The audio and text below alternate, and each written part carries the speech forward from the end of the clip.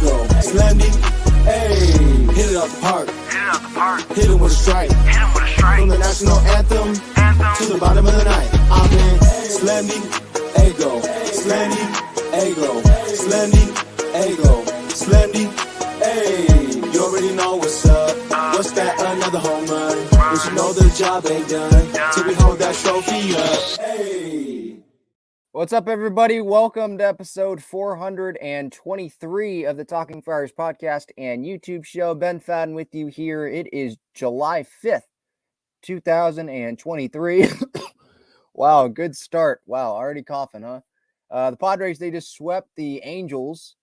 I think it's the first sweep of the season for the Padres, first 3-game sweep of the season for our Friars. So that's good. Now, they're still 5 games under 500, but they're not 6, right? They're not 7, which is what it has been after series, you know, when they lose a series and, okay, maybe they split the first 2 games, but then they drop the series finale and they go right back to where they were.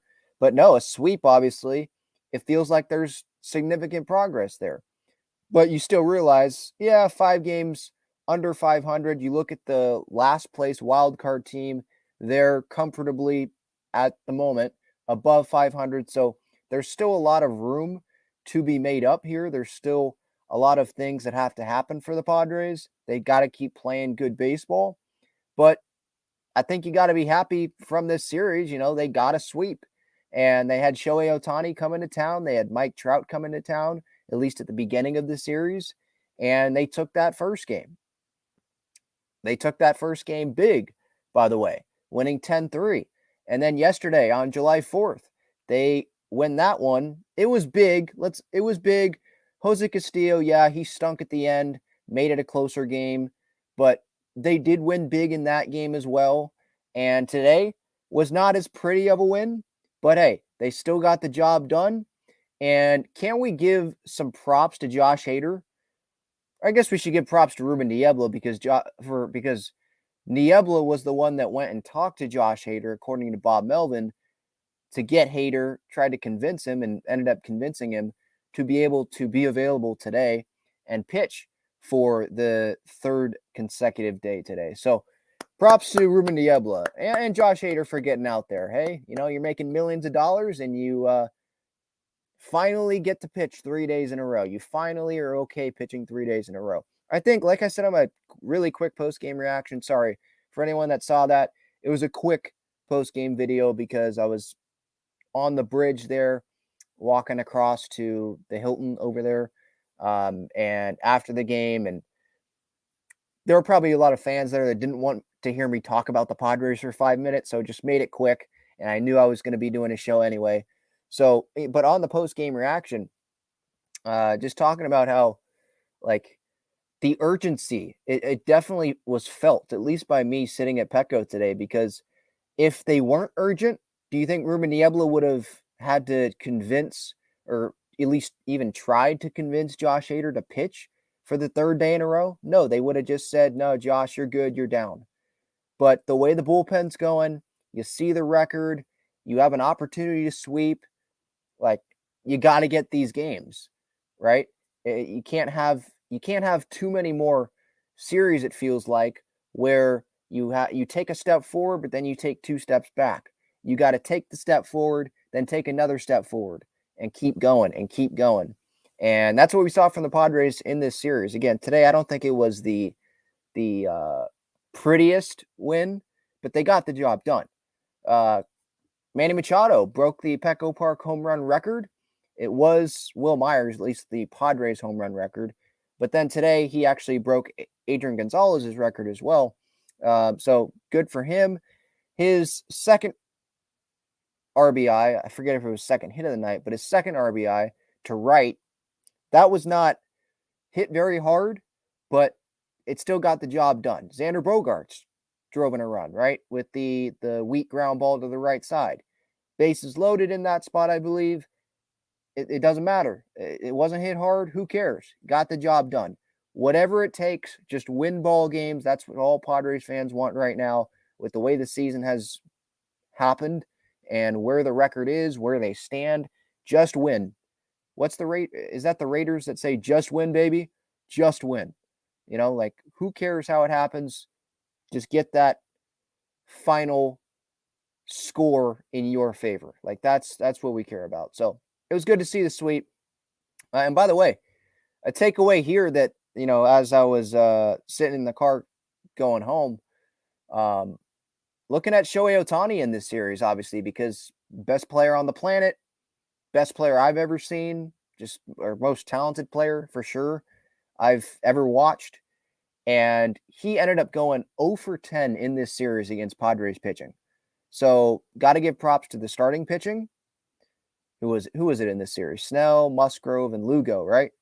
Props to them. Props to the bullpen. Tom Cosgrove owned Shohei Ohtani. He made Shohei look foolish the other day, striking him out.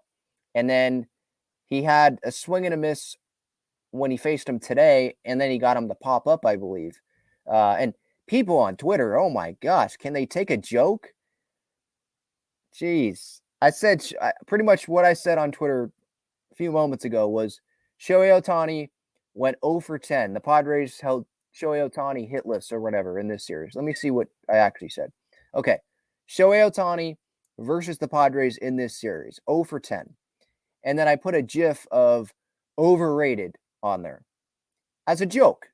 Obviously, anyone that knows me or anyone that has, seen me talk about Shohei on the Baseball Struck YouTube channel, or I probably said it here on Talking Friars, they know that I know that Shohei is really good. He's the best player I've ever seen. Like, this guy is an out-of-this-world talent. And there's people that are like, well, there's 5 bookmarks on it, and that's what's in 2.0. Delete this. Take. You just cursed us again. Oh my gosh, take a joke. The Padres held them hitless, and I just said overrated. I'm joking. Clearly, I'm joking. I have to be an idiot if I actually thought this guy was overrated. He's not. I watch a ton of his games. Okay, this guy is tremendous. He's like the ace of the Angels, and going into the series, he was hitting over 300, leads Major League Baseball in home runs. This guy's amazing. So I'm not actually meaning it when I say he's overrated, all right? Like, take a joke, Twitter. And by the way, I don't know if Twitter's going to burn or whatever. I have no idea what's happening there.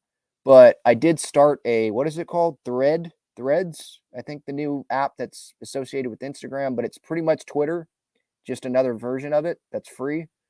And you can do whatever, I guess, on there. That's connected with my Instagram, so just Talking Friars. It's the same thing. I don't know if I'm going to tweet, or I don't know if it's called, am I going to thread on there? Is that what we say now? I don't know if I'm going to write stuff on there consistently. If I do, it'll probably just be the stuff that I have on Twitter anyway. So once Twitter falls apart, then I'll just move everything there, I guess. But I just set that up just in case something happens, because I saw that app was, I guess, created today, and there's a bunch of people jumping over there. I don't know if what's happening with Twitter, but whatever. If it burns to the ground, then you can see me over there on Threads or whatever that app's called. I'm still obviously going to be on Instagram, still doing this on YouTube. Let's see what some people in the comments think about this series. Like, do you think this is the turning point? I see Devin here. Yeah, is this the turning point? I'm not going to say that, because I think we do have to realize, yeah, this was great. It was a sweep. We do have to realize that this Angels team was compromised. Mike Trout getting hurt, right? Shohei Ohtani, I don't know if he was at full strength on the mound the other day. Now, still, it's great that the Padres played well off of him offensively. Jake Cronenworth, one heck of a game. Xander Bogaerts had a heck of a game. That's great. But he did deal with that blister. He had the cracked fingernail, I think, right, from the last start before this Padres start. So you got to take that into account. Anthony Rendon, I know he hasn't been the 2019 Anthony Rendon, but he went down the other day as well. Going into this series, they were dealing with some injuries. Gio Urshela, Brandon Drury, former Padre, although it was for a short time, obviously. They were dealing with some injuries. So it was not a full-strength Angels team. And even if it was full strength, the Angels are not the best team in baseball. So And I know the Padres have to play their schedule. So again, congratulations to them. Like, yeah, they swept. They swept the Angels. That's great. They did their job. But it's not like it's the best team in baseball. And I don't want to say it's a turning point until they're like over 500 and they're winning like every series that they play. And it's like, well, they don't have to win every series, but you get what I'm saying. Like, it's clear that this team is turning it around. Then I can sit here and say, well, remember that July 4th game, or remember just the series against the Angels when Shohei came in, went hitless. Padres played pretty dang well against the Angels. Maybe we should point to the Red Series because they did battle more in the Red Series. But then, once, let's say it's after the All-Star break, they come back home after the long road trip. They played well on that road trip. They play well at home. Then we can sit there. They'll probably be over 500. Then I can sit there and say, all right, this team did turn around. Look back at that July 4th game, or that series against the Angels. Then I can say it's the turning point. But for now, I'm not going to say that it was the turning point. If you want to make sure I get to your comment or your question, just like I did with Devin there, use that super chat button. That separates it in a totally different category, and it guarantees that I get to your question or your comment. You can steer the show in a different direction if you want to. Just a reminder real quick, for SeatGeek, you can use my code TalkingFriars, $20 off of your order there. Click the link in the description as well. Breaking Tea, BreakingTea.com, great San Diego sports swag, Aztecs, Wave, Padres. Devin says first time they swept the Angels since 1999. Did not know that. Well, they don't play each other very much, so they will now. But didn't play each other very much, going into today or going into this year. So that's not super surprising. It's hard to sweep any baseball team, even the bad baseball teams. Like, sometimes it's going to be their night. I think the A's won like 12 to whatever. They smacked. Now Detroit's not good, but they smacked a team tonight. So, like, in baseball, especially in baseball, it can be hard to sweep a team. It doesn't matter if it's a minor league team. It can be hard to sweep them. But getting to some more stuff today. So, Padres, they get that first run in the bottom of the first. I think it was bases loaded. I don't know what Patrick Sandoval was doing. He gifted the Padres a run there. Tatis is on third. There's 2 outs, bases loaded. Soto's on second. There's nowhere for Soto to go. It's bases loaded, 2 outs. And he tries to pick off Soto at second base instead of just getting the guy that's at the plate. Run scores, throws it in the outfield. Thank you very much, Patrick, for that run. Angels, they came back. Fielding error by Tatis, but you're not going to freak out about that because you don't see that very often from Nando. So whatever. Now in the third, Joe Adell had the double down the line. He replaced Trout, I believe, on the roster when Trout got hurt. Obviously, the broken hamate bone, and so he's going to be out for weeks, probably till August. So that's a big blow for the Angels, and that might be the difference in them making and missing the playoffs, which sucks because this was, probably their last year with Ohtani, and you just want to see those guys in the postseason. I'd love to see that. That's a must watch, but I would probably bet that that's not going to happen this year. But getting back to today's game, so Adell, I mean, he has a ball. It hits third base. So lucky. It didn't just hit third base and pop up right to Manny. It hit third base and went the opposite direction, went right down the line, and that scored the run, made it 2-1 Angels. Now Manny comes back, singles to right, makes it 2-2. Ball's not hit very hard. And by the way, I got these totally mixed up. The Manny, or did I? Yeah, I think I got these mixed up. The Manny single to right, that was before the home run. Earlier I said that was his second run driven in. That was not. That was his first hit. That made it 2-2. Then Manny had the home run, made it 3-2 in the sixth. It was good to see Manny go yard there. I mean, we know that this year Manny has struggled, and it has not been the 2022 Manny Machado that we have seen. It's kind of like Croney and Bogey. Like, if they can get going, then you're going to have Padres fans start to believe in this team more. If they don't get going, then we're just going to be sitting here saying, well, all right, that was a good night, but they're probably not going to do that again tomorrow. That was a good couple nights. They're probably not going to keep doing that. because those big guys aren't performing. Can you rely on the bottom of the lineup to perform consistently? And that's, there's been times where the Padres have seen themselves relying on some guys there down at the bottom or guys that aren't the star players because some of the star players have not been doing good. They have not been performing up to their level, right? But 12th home run of the year, just 12 for Manny so far this year. Made it 3-2, broke the Petco Park home run record. Who do you think is going to end up with the Petco Park home run record by 2024? When's their contract up? 2033. Those guys' contracts is going to be Bogaerts. I'd say no. Manny has the head start. Is it going to be Tatis or is it going to be Machado? I would think it would be Tatis because he's younger. Feels like as Manny ages, he's not going to be as much of a home run hitter. And we know Nando has that power. But Manny does have the head start on him. I don't know how many home runs specifically Nando has at Petco so far. But I would give Nando the edge. Although Manny, obviously, he's already out to a big head start because he has the Petco Park record already, obviously. But I think Nando, he can pass Manny. In the 7th, Nick Martinez comes into the game. Obviously, after the Padres, they just get the lead back and gives up the home run to Matt Tice. It feels like Nick, it's him and probably Honeywell, right? Where it just feels like it's a bunch of meatballs that they're giving up right now. Just looks like a beach ball coming out of their hand. And I love Nick, and I think he's a very valuable piece to this team, but it's clear that he just doesn't have it right now. But with the way that other guys in this bullpen are pitching, Bob Melvin has to keep going back to him. And I think Bob really trusts him, and he believes in Nick, so he's going to keep going back to him. But Nick just doesn't have it right now. I think the All-Star break can't come soon enough for him. It can't come soon enough for like this entire bullpen. Kevin Acee wrote in his Padres Daily newsletter this morning that the Padres have given up 3 runs in the bullpen for 9 consecutive games.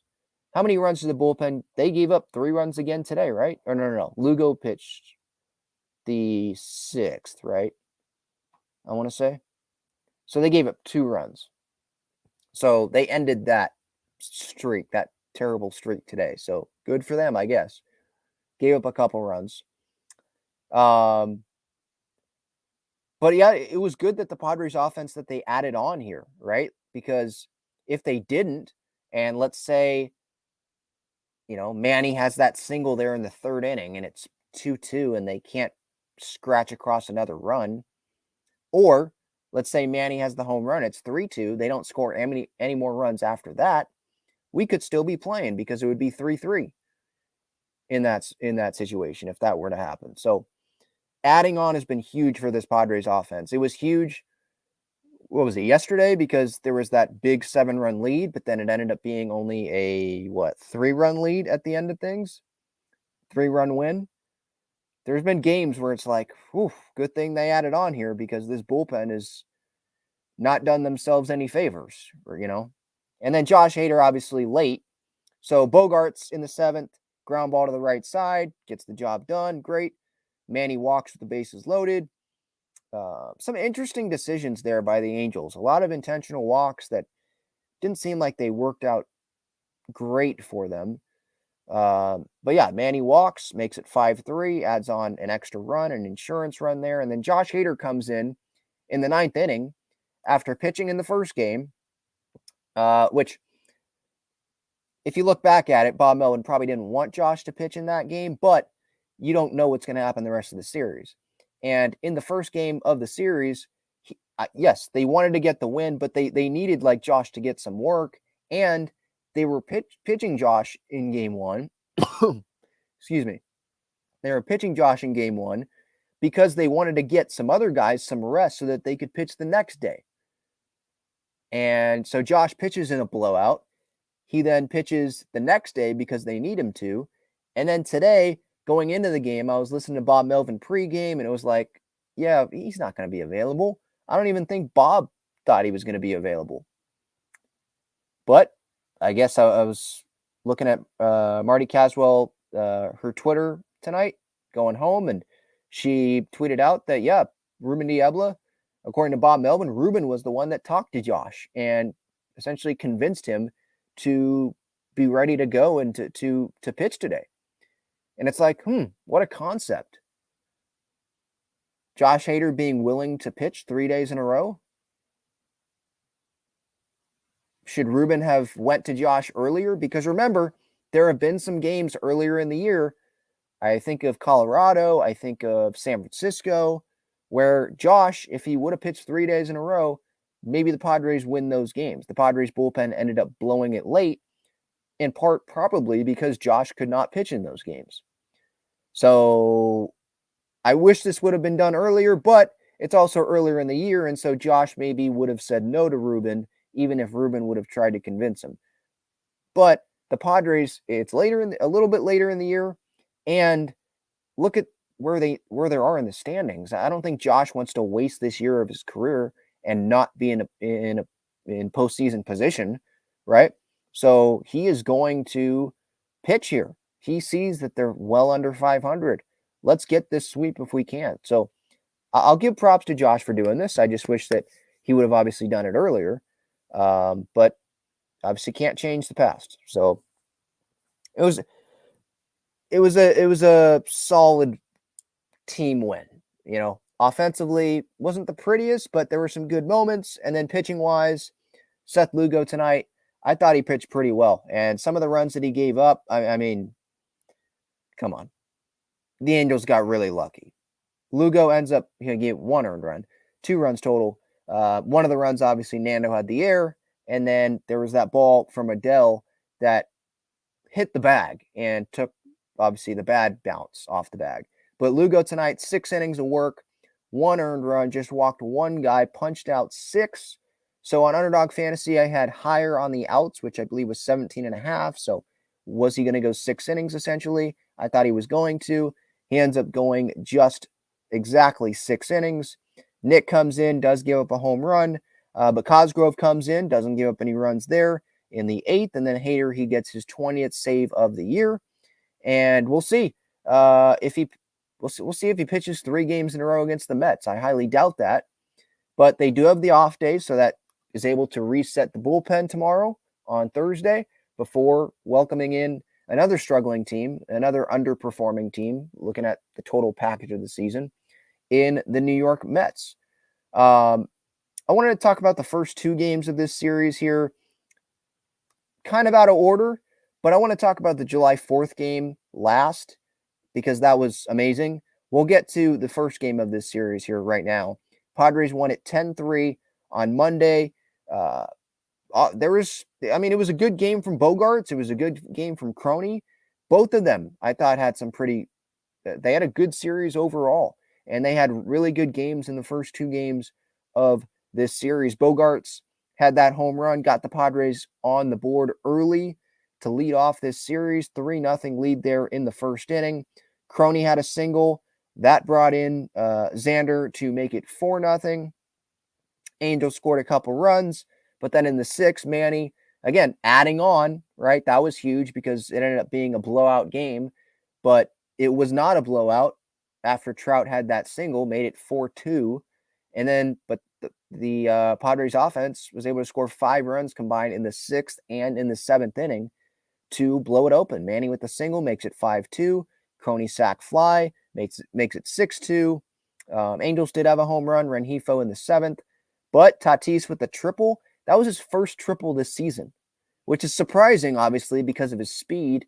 But it feels like most of the time he either hits it over the fence or he hits it off the wall, just hits it too hard, and it ends up being a double.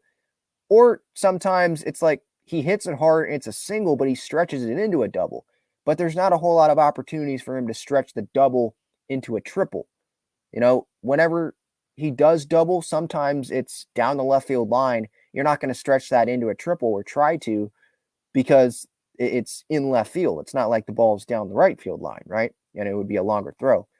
But yeah, so Tatis with the triple there. He was dancing. He was feeling good. Whole Padres offense essentially was feeling good there. 8-3 there. Croney had a single, made it 9-3. Tatis with another RBI single to right center. Makes it 10-3. blew it open. Obviously, Josh at the end there, like I mentioned earlier, he ends up pitching in this game just because the Padres, they wanted to have some other relievers available for game 2 of this series because they didn't have the off day between the Reds and this Angels series. So that was big there, but Josh ended up pitching all 3 games in the series. Blake Snell, man, what a freaking start he had, and what a stretch of time Blake has had. He ends up winning the June Pitcher of the Month award, and then he shoves against the Angels. Sure, he gave up 7 hits, so I shouldn't say he absolutely shoved, but he still did not give up any runs. Yeah, he walked 4, but he punched out 7. He was able to get out of the jams when he needed to. He allowed base runners, it felt like, in every inning. It may have been in every inning. Just watching that game, there was a lot of traffic, but he was able to get out of it. He was really good. Results-wise, again, looking at the results, runs. Now, innings, you probably want a little bit more from him, but the bullpen was able to cover it. Tapia, Cosgrove, Hill, Martinez pitched an inning and a third, and then Hader comes in for the 9th. But yeah, Blake, I think, if we're being honest, some Padres fans, we're continuing to think, well, Blake's going to get a whole lot back at the trade deadline. But I think this series had to convince Peter that, yeah, he's not going to sell, right? The way that they played, the crowd, obviously, especially yesterday's game on July 4th. I assume Peter was in the ballpark. That had to be because he's already optimistic going into this series. And then he sees the Padres sweep this team, and he's like, all right, this is the real Padres. And he's probably like, yeah, I'm going to keep believing in this team. So maybe some Padres fans are like, yeah, don't think that, Peter. Don't get swayed just because they swept the Angels here. Don't get swayed. Look at the big sample size going into this series. Look at how they've done with runners in scoring position, and the offense underwhelming, and the bullpen now. It's not our year. Just go sell. It's better. We're going to be in a better spot for 2024. But we know Peter. He's optimistic, glass half full guy, and I love that about him. I think with AJ, maybe a little bit too much. AJ is excellence. Don't know if he had to go that far.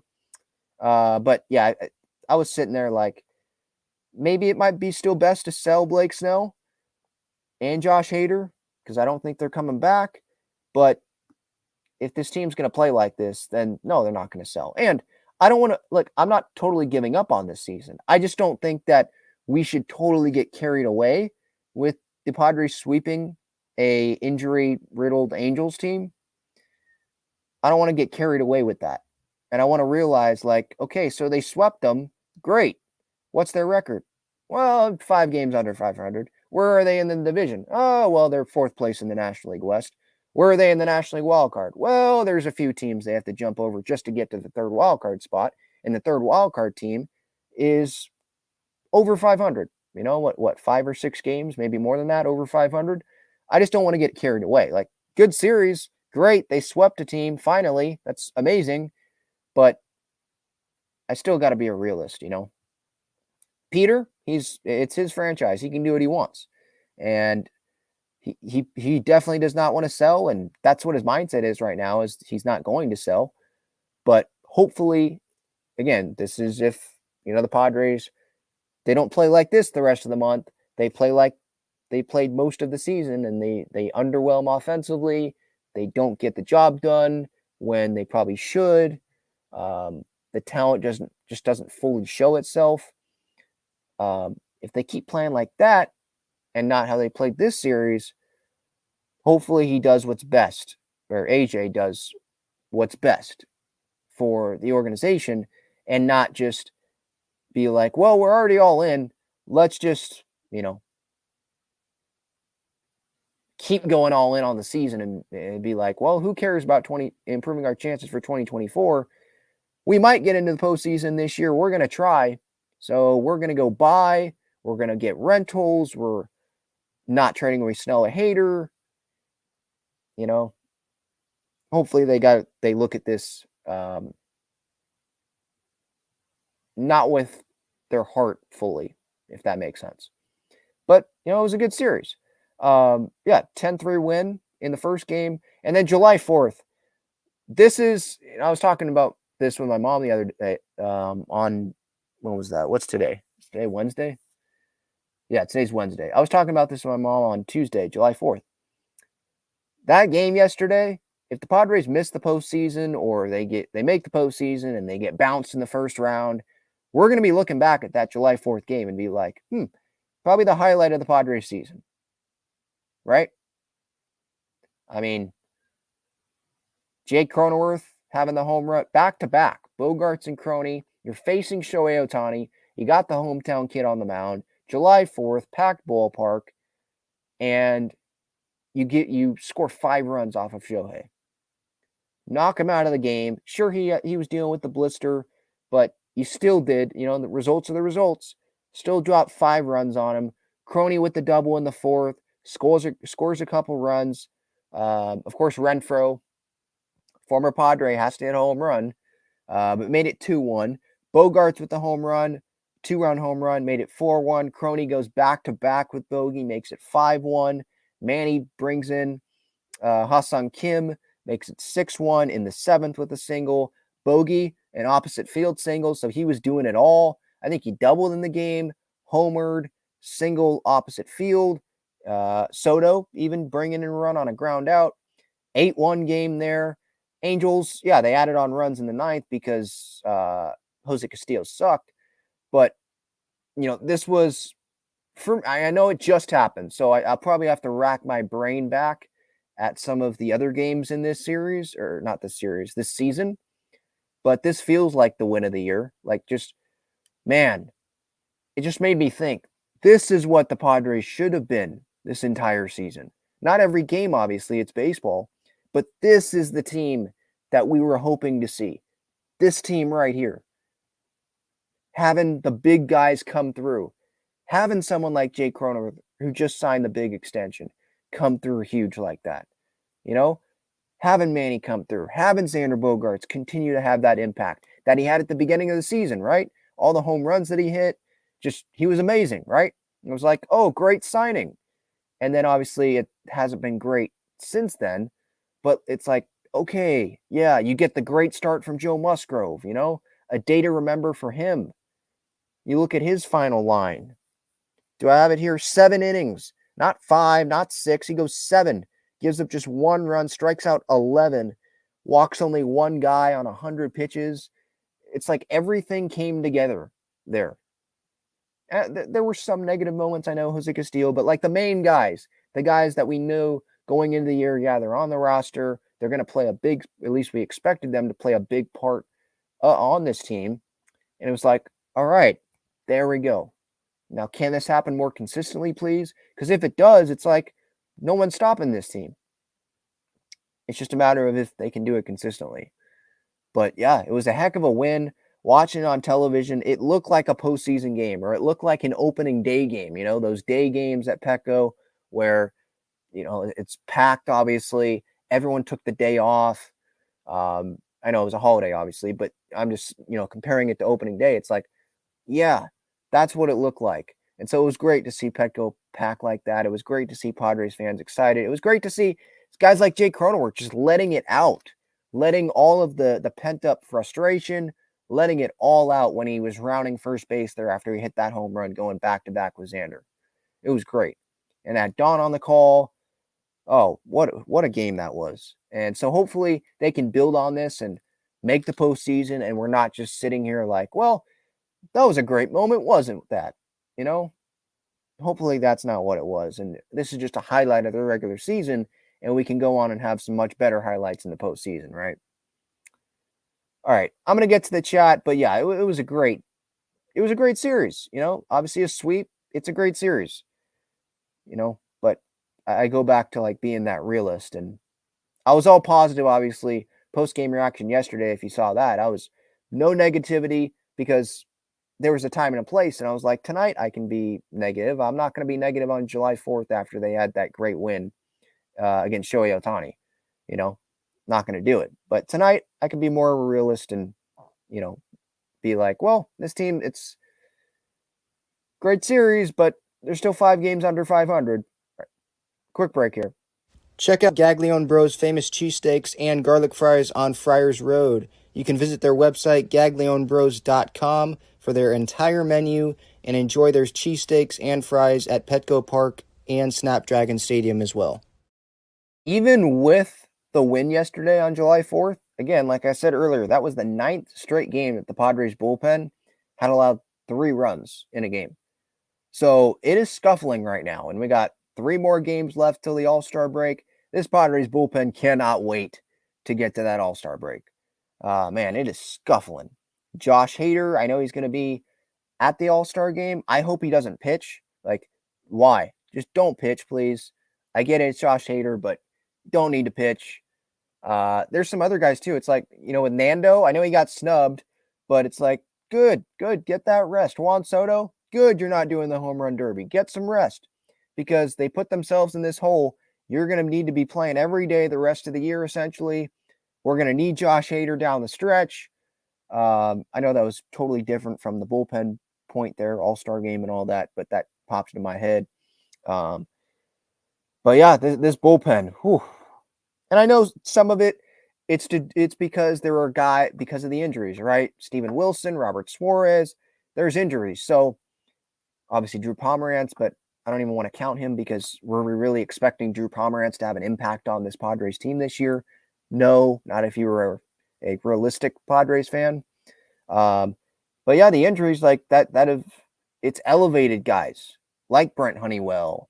Had Jose Castillo pitching that game yesterday and had him on the roster, right? Having guys like Matt Waldron on the roster, right? Like Tom Cosgrove's been really good, and he might be on the roster if those guys were healthy. Probably should be, right? He's been really good. But Tim Hill, it feels like he's been pitching a lot. Nick Martinez has probably been overworked. Like that is a factor. The injuries have contributed to why this Padres bullpen has struggled the way it has. And it's one of the weaknesses on this team right now. Now, is it enough of a weakness for AJ to go get multiple bullpen arms? I don't know about that. We'll see. I think Steven Wilson, Robert Suarez, they're supposed to be back after the All-Star break at some point.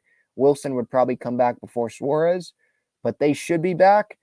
Hopefully, we can get, a few weeks seeing those guys in the bullpen, seeing how that looks. Maybe the rest of the All-Star break will do Nick Martinez well, Tim Hill well, Morhone, treat them well, and the bullpen will be in a much better spot. Maybe AJ only goes and gets like one other reliever instead of feeling it like that is like the huge need. So there's time for that. But yeah, no doubt this bullpen is scuffling right now. Was there anything else? Well, the injuries, obviously, like the Trout injury, like that was obviously a factor in this series. By the way, Soto, that did not look good yesterday. The swing in, I think, the 5th inning, whatever inning that was. But Bob Melvin and Juan Soto, they said it was okay. It was kind of like just a stinger. And he has high pain tolerance, kind of like Manny does. And I'm sure a lot of players on this team do. I mean, they're professional athletes, so they do. So it seems like everything's good there. He played today, so all good on the Soto front there. But that obviously did have me worried in the moment seeing that because that looked like the Trout thing. I know Soto's was a swing and miss, and Trout was a foul ball, but immediately after those swings, both guys were like, yeah, they felt it. And I was like, please don't be a Trout injury here. Juan Soto's been one of the best hitters on this team. Like, come on, don't do this. The day's going great. Don't have a Soto injury. So good news, no Soto injury. But unfortunately for the Angels, Rendon went down, found a ball off of his knee, I think it was, or his shin yesterday. And then Trout exiting in game 1 of the series on that foul ball. I love watching Trout play. It just sucks seeing that injury. It sucks for Angels fans too. I know this isn't an Angels show, but you got to feel for him. I mean, you have Mike Trout and Shohei Ohtani, and you're probably not going to make the postseason at all with them on the team together. I mean, that has to be heartbreaking. That's embarrassing. That's embarrassing for the Angels organization to not have success with them I mean, come on. Just as a baseball fan, that makes you pissed off. You don't even, I'm not even rooting for the Angels. I just want to see that show in the postseason. On Saturday, before I get to the chat, I will get to the chat. If you want to make sure I get to your comment, your question, use that super chat button. I appreciate that. Nelson Cruz was designated for assignment. Michael Wacha on the IL. As I said in my pregame thoughts before yesterday's game, talking about the Cruz thing and the Wacha thing. Cruz, I was surprised by the timing of it. Like right before the All-Star break, he had been doing better at the plate, but the fact that he got DFA'd and he's probably going to end up being released, not surprised by that. The guy's making $1 million. He's now 43 years old, started the year with at age 42, and they just need more flexibility on this team. They brought up Matthew Batten, and he can pinch run. He can play multiple defensive positions. They're not going to DH him, I wouldn't imagine, but he could if they had to do it. Like Nelson Cruz, when he's that old and all he's doing is pinch hitting or DHing, you're limiting your value there. It's like wasting a roster spot. It's not like this guy was Shohei Ohtani leading the league in home runs at the DH spot. So, cheap contract, limited versatility, like no versatility essentially. It makes sense to have someone else come in and take that spot. Like they just need more versatility. The DH spot, they have Rougned Odor on the roster. They can do that with him. They have Matt Carpenter, obviously, can do that with him. They have someone like Xander Bogaerts or Manny Machado these past couple of days that have took that DH spot to have a half day off because they have been playing every day, because they have to play every day because of where the Padres are in the standings and the hole that they have dug for themselves. So you can rotate that if you need to. Like there's a lot of different ways you can fill the DH position other than having 43-year-old Nelson Cruz be the DH every couple days or every few days, So totally understandable why he was DFA'd. And then Michael Wacha goes on the IL. Is this concerning?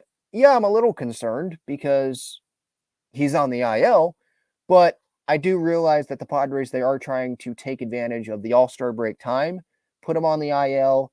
How many starts is he going to miss? 1, maybe 2, probably 1. And he could return, I think, the second series out of the All-Star break, I think, against Toronto. So they're just trying to be precautionary with him. They can have, because I believe Wacha's start would come on Sunday. They might go Musgrove, but I think it's Darvish, Snell, and then they're going to go maybe bullpen day. It could be Mount Waldron. We'll see. Or they'll go Musgrove. They could go bullpen day. Like it's not needed to have Wacha pitch that day.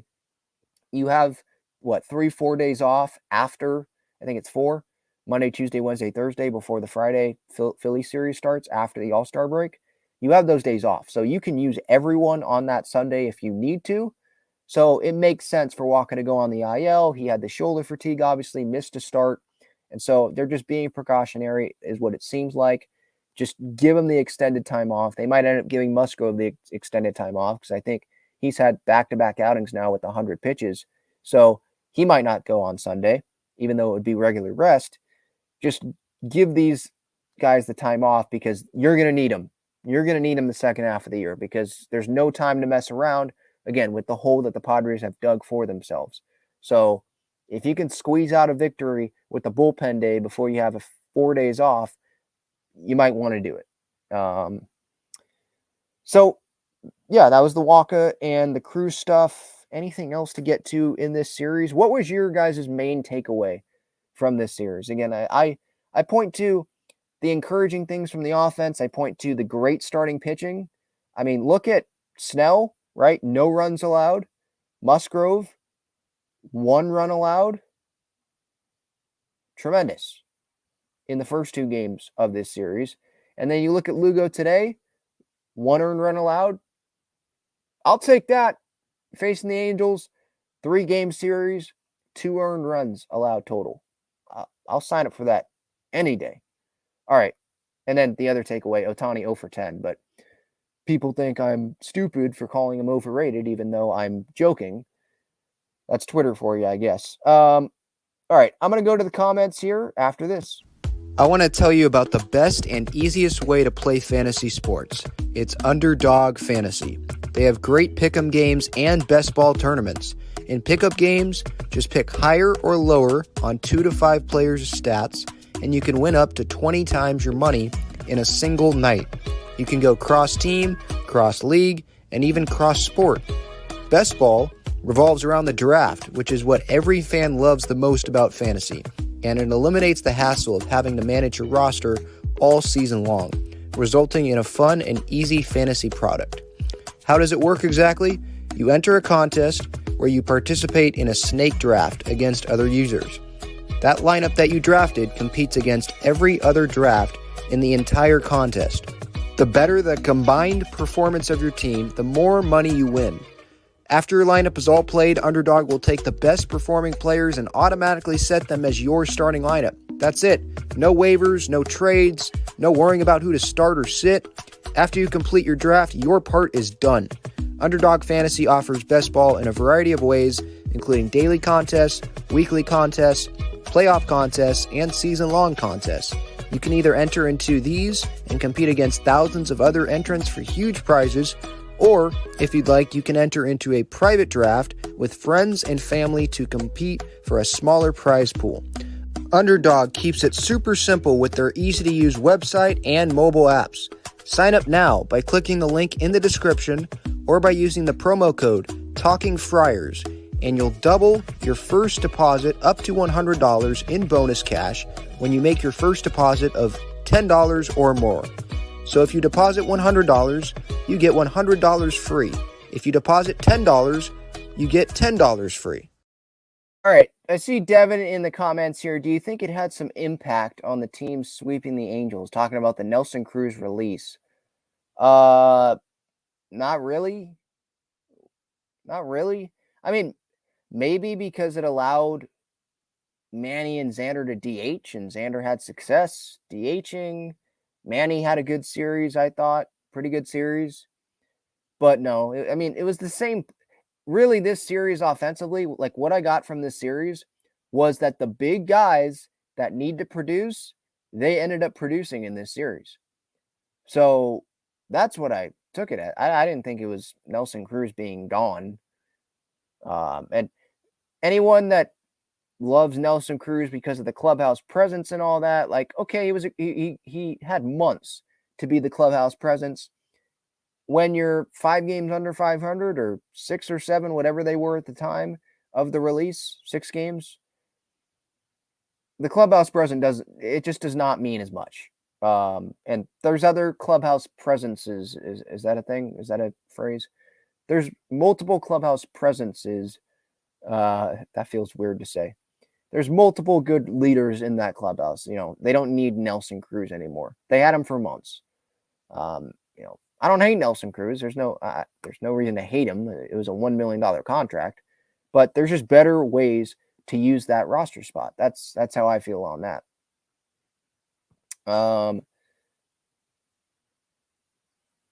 Thank God Bob didn't choke the F around with the bullpen again. I think he was meaning joking around with the bullpen, going someone not hater there in the 9th inning tonight. Yeah, and again, we do have to, I do get on Josh for not being very willing to pitch 3 days in a row. That's been documented publicly.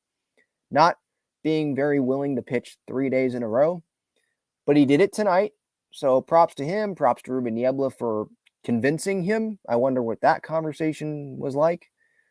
But again, I think it just shows like the urgency that's around this organization. They can say all they want. It's another game, whatever. But no, it's not. And to be fair, like the star players, I don't really even see them or hear them saying that in the post-game media scrums. Like, it's just another game. I don't see them saying that.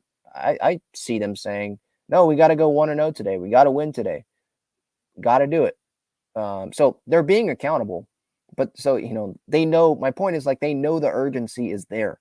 And what other move other than Hader going back to back days shows and proves that, yeah, this team, they know that they need to win games. And there is a definitely a heightened sense of urgency. Nancy, thank you so much for the super chat. See, it separates it into a different category, makes it really easy for me to find. So if you want to support the channel and make sure I get to your thoughts here on this Wednesday evening, just do what Nancy did there and use that super chat button. I appreciate it. Nancy says, I love your passion, Ben. I think someone in management is listening to you. Hader needed to pitch tonight, and you have been saying this. DFA and Cruz lit a fire in the clubhouse. Thank you, Nancy, for the comment. In terms of the management part, no, I don't think they're listening to me. They shouldn't be listening to me. They shouldn't be listening to any fan. They should be focused on the ball club and, be zoned in on that and just do their job. But I appreciate the kind words. Hader, yeah, I think, when your team is under 500 like this and you're getting paid as much as you are, I know that you're a free agent at the end of the year, but come on, you can't pitch 3 days in a row.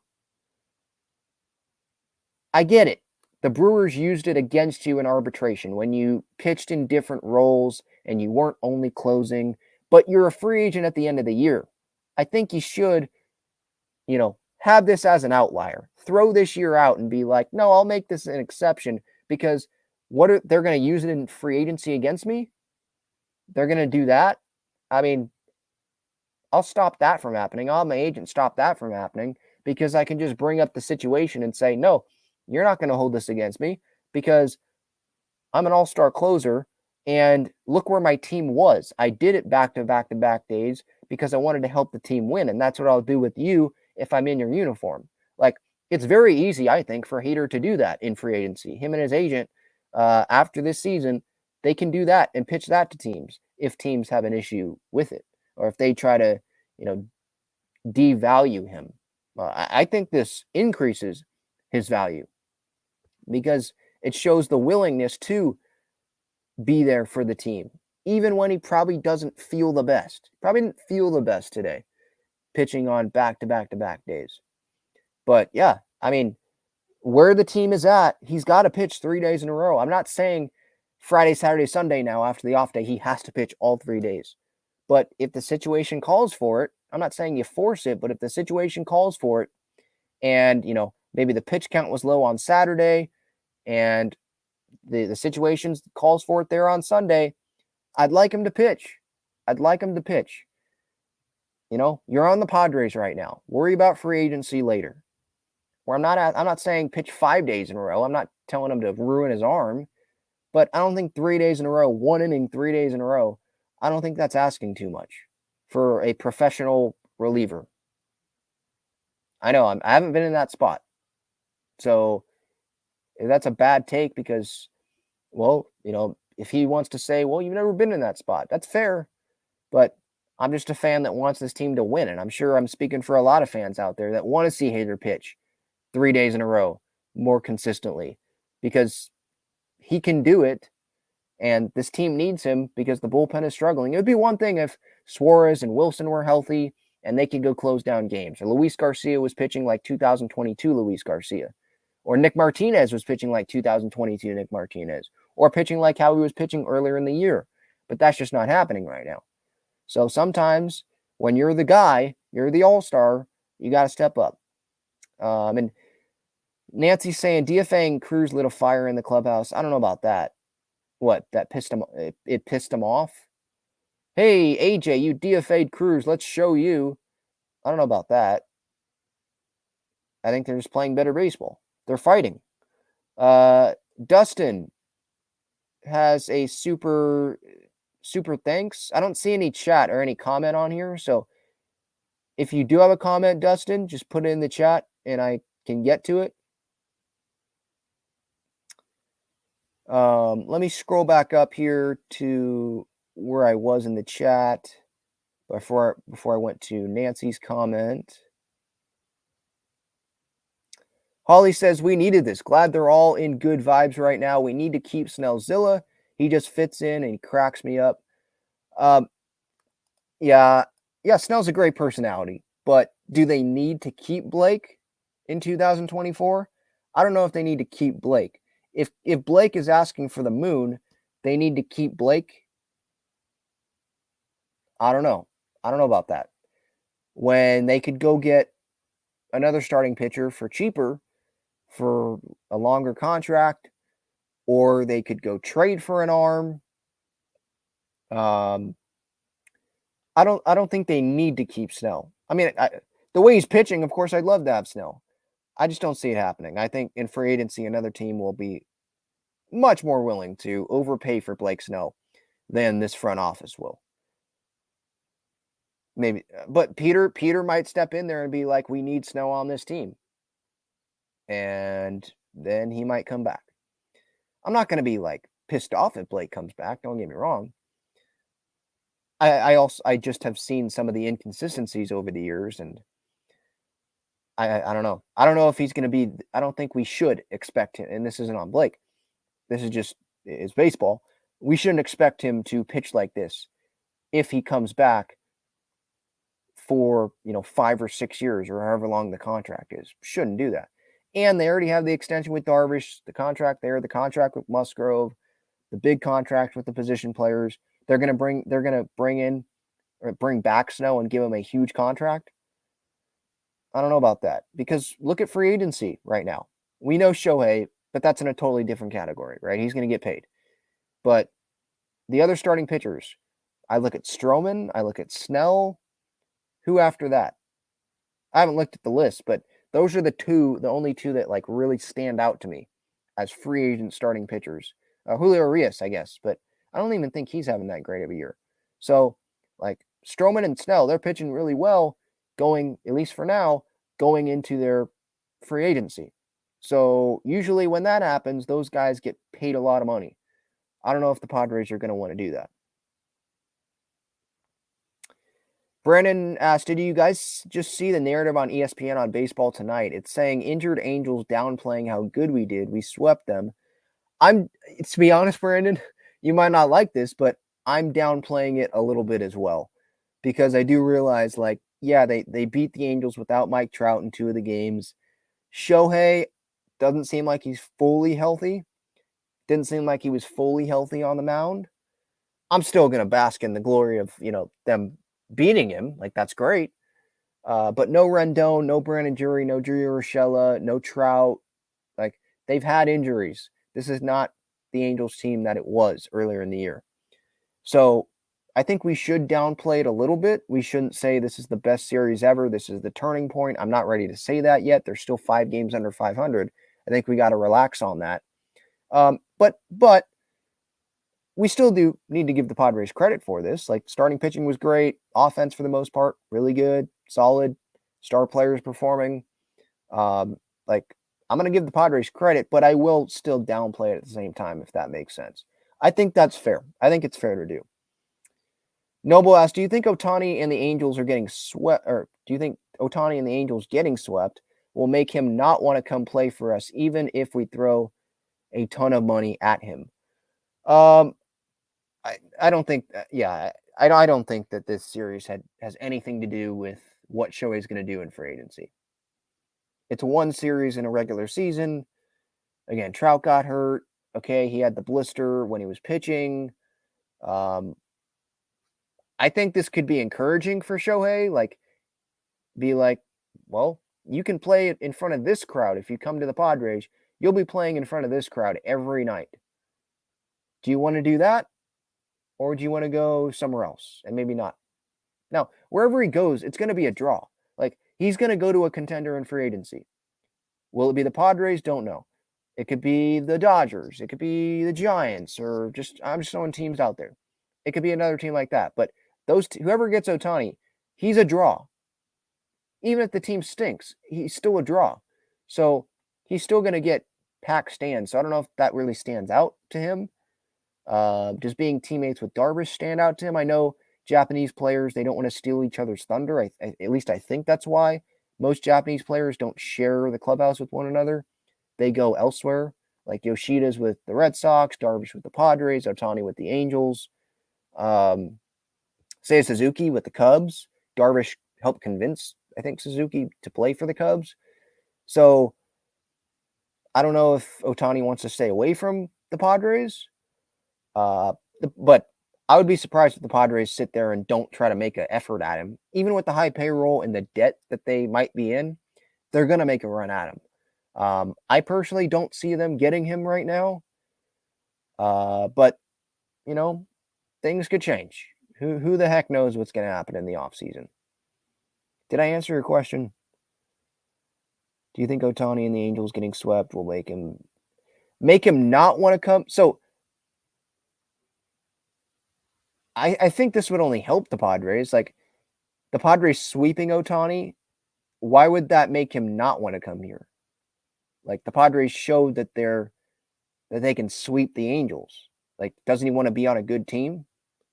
I don't want to sit here and say that the Padres are a good team right now. Like they're playing better, but they're still not a good team. Look at the freaking record, you know? But yeah, I don't really get that. I don't think that he's gonna not want to come because they swept his team. I don't think this matters really at all. Maybe what matters is what he saw was the home environment at Petco. But yeah, no, I don't think he's gonna look back at the series and be like, yeah, they swept us, so yeah, not signing there. I don't see that. Dustin says Preller. Hang on, chat just moved, my bad. Preller comes into my restaurant, an employee chats with him a lot. Couple takeaway from his last convo. AJ wants Urias next year in free agency. He also said Shohei was a Padre for 6 hours before the Angels. So you own a restaurant and Preller comes into your restaurant a lot.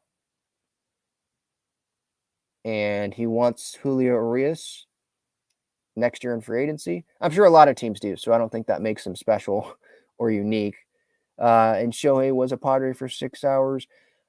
Okay, I mean, if people want to believe that, Dustin said this convo happened during the Red Series. He said Shohei verbally agreed to AJ's offer, and the Angels offered more money. I don't know. I don't know about that. Hey, if that's what happened, and AJ told you that, or you an employee overheard him or chatted with him about that. All right.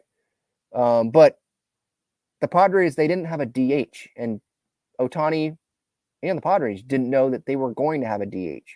So I think Ohtani, he didn't want to go play the outfield for the Padres. He wanted to DH, hit, and pitch. And so the Padres were left at a disadvantage because they didn't have the DH. The Angels had the DH. And maybe, this has been thrown out there in the past, maybe Shohei wanted to go to the Angels because Trout was there, and he wanted to show how much better he was than Trout. I'm not saying Trout sucks. Obviously, I'm not. He's great. Before Ohtani came, he was the best player I've seen. I love Trout. But he has shown that, yeah, he's better. He's done that. Now he probably wants to go to a consistent contender. Are the Padres that? Well, I wouldn't say we're a consistent contender. Look at our record now. 2022 feels like an outlier right now under AJ. 2021, collapse. 2023, most embarrassing season in franchise history, or disappointing season. The biggest flop in franchise history so far. It was a good series, but still, so far, not great. So, yeah, Padres, they have not proven themselves to be a consistent contender. There's talent. There's talent here. So maybe that's what Shohei, that'll have him come be with the Padres. I know Preller, he memorized like 5 minutes of Japanese. He recited that to Ohtani. So I'm sure Ohtani liked that and respected that. So we'll see. We'll see. I'd be surprised if Ohtani I'd be surprised. I'll say this. If Ohtani doesn't meet with the Padres this offseason, I would be surprised by that. Because he met with them last time, and he does probably see the talent on this team.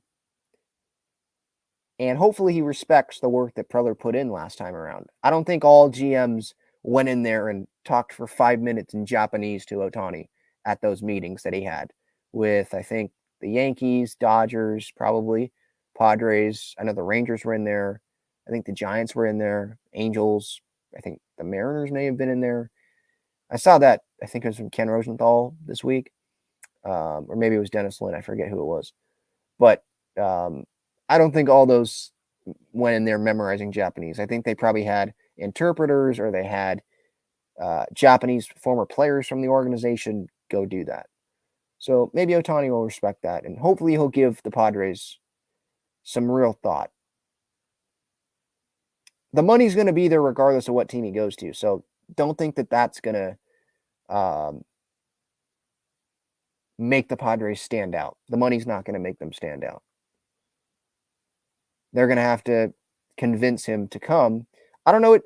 I mean, we think we know what Shohei wants, but he hasn't said that publicly what he wants, right? I mean, other than being on a winner. But he'll have options for that then. Oh, Dustin says he's the chef there at the restaurant. Okay.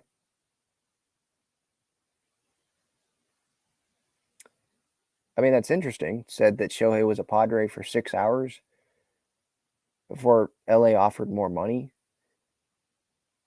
I forget. Do we know what the Padres offered Shohei in free agency? Padres offer Ohtani.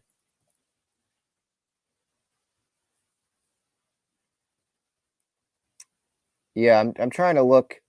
I don't see at the time of the money being thrown out there.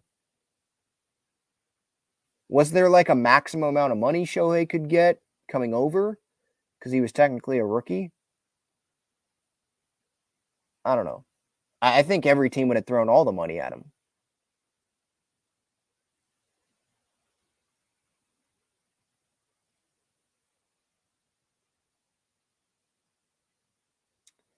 Enrique says Padres don't need Ohtani. As you say, he's overrated.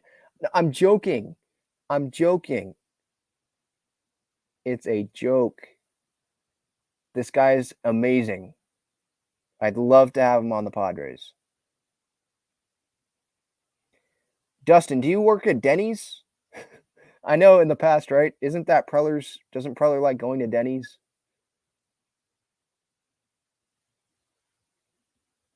And no, Noble. Nope. Not a Chargers fan.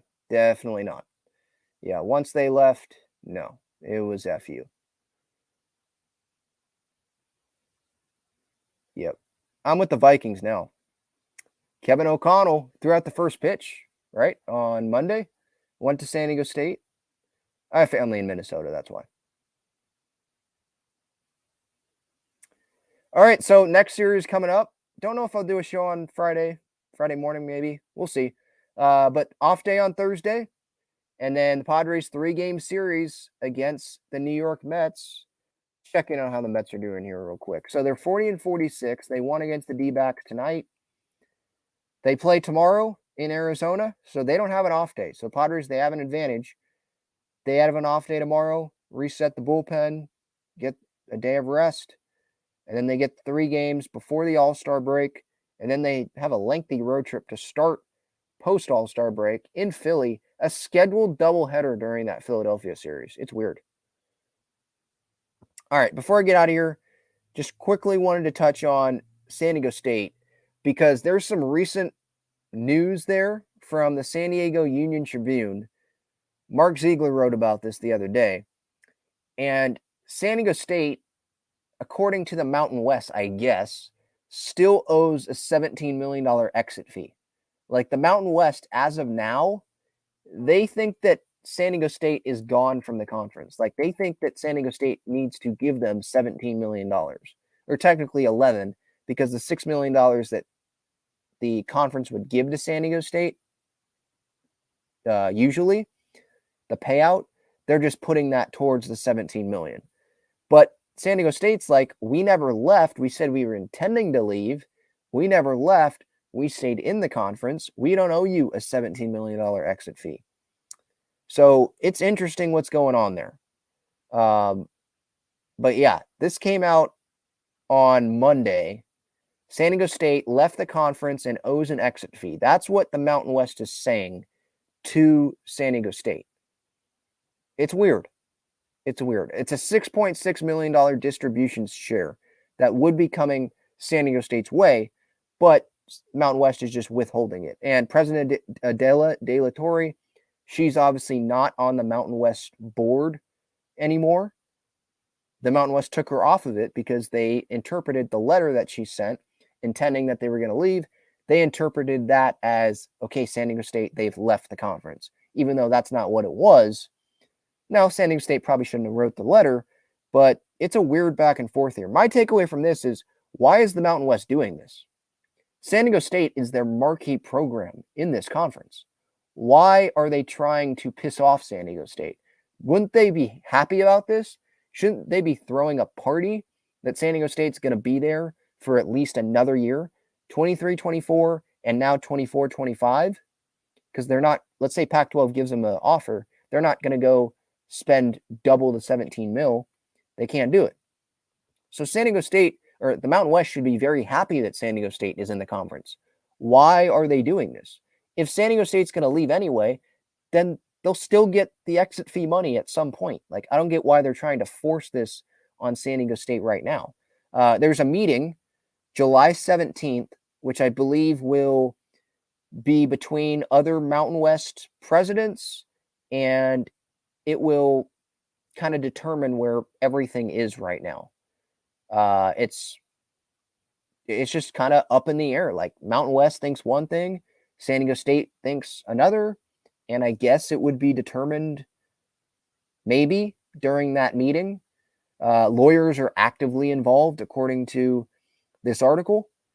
Gloria Nevarez in the July 1st letter from the Mountain West. We will discuss the status of San Diego State's membership in the conference at the July 17th meeting, the board of directors meeting. So feels like we're just going to be waiting until then to see where San Diego State stands in this. I feel like the best thing to happen here is like the common sense.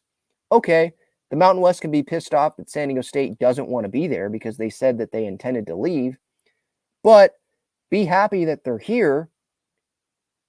Don't, request for the $17 million right now, and just, be happy that they're there, and you'll get the money at some point, because San Diego State, at least I feel like, they're going to leave for the Pac-12 when the Pac-12 gets their media deal done and the Pac-12 invites them.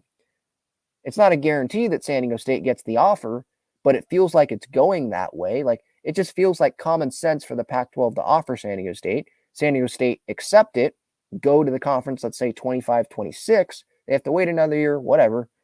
And then the Mountain West, they still will get the $17 million exit fee, and they can be happy. They get San Diego State for another year as well.